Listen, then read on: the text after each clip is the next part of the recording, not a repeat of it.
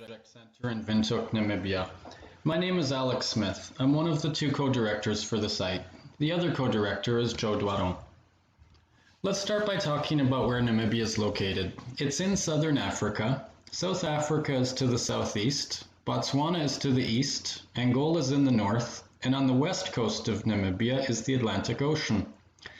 Namibia is fairly large in terms of land area, and the population is about 2.5 million people, so the population density is low. The capital of Windhoek is in the center of the country. The greater Windhoek area has about 400,000 people, and Windhoek sits on a plateau, so it's up at altitude of about 5,600 feet. You'll notice in your first week or two there that the air is a little bit thin. For example, if you go running, you'll get tired a little more quickly. But you'll soon get used to that. The weather in Namibia tends to be hot and dry.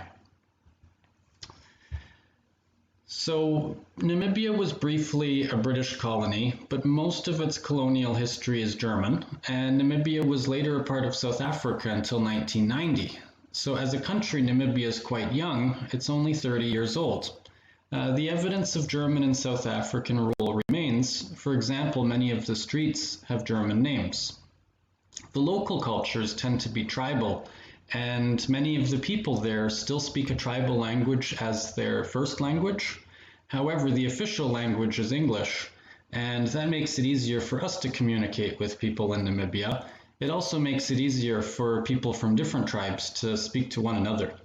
In the picture, there's an image of a San warrior. Now, the San people are fantastic hunters. They track their prey, such as antelopes.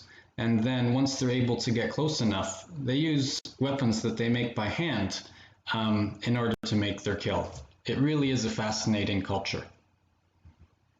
The Project Center was founded in 2002 by Creighton Pete, and the projects run in D-term, which means the on-campus preparation is in C-term. Joe advised there in 2019 and 2020. I advised there in 2013 and 2018. And together we became co-directors of the center just earlier this year, in 2020. So as far as the projects, in order to prepare to go to Namibia, you need to do ID 2050 and also PQP in C-term of the year in which you go, and you need to do some IGSD orientation sessions as well. The projects in Namibia tend to be on things like resource and waste management, utilities such as water and electricity, transportation like trucking and rail, employment, education, and health. We do have a local partner in Namibia. It's the Namibia University of Science and Technology, which is in Windhoek. They have a number of people there who do engineering and also work on resource management. The highlights of Namibia. So over the Easter weekend, we always do a group trip to Etosha National Park, and that's where we go to see animals such as lions and giraffes and antelopes, and if you're lucky, you might see a lion as well. I've even seen a leopard in Etosha National Park.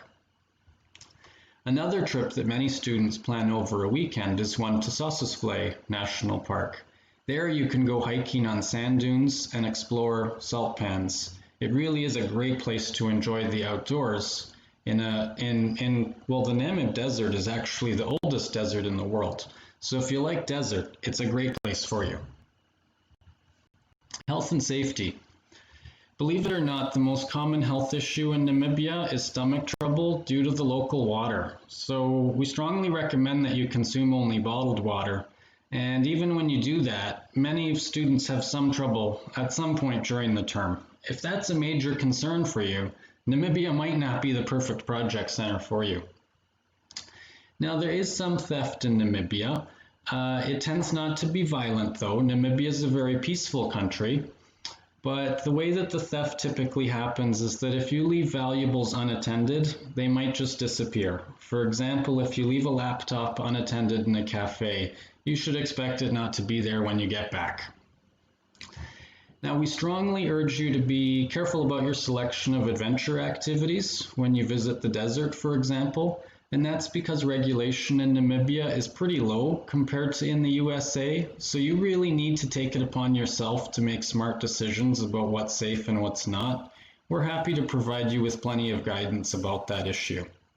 Refer to the eProjects website for links to more information on health and safety. All right, so now that you're excited about Namibia, what do you do next? Well, review more details and start an application on the eProjects website. Joe and I look forward to seeing you there.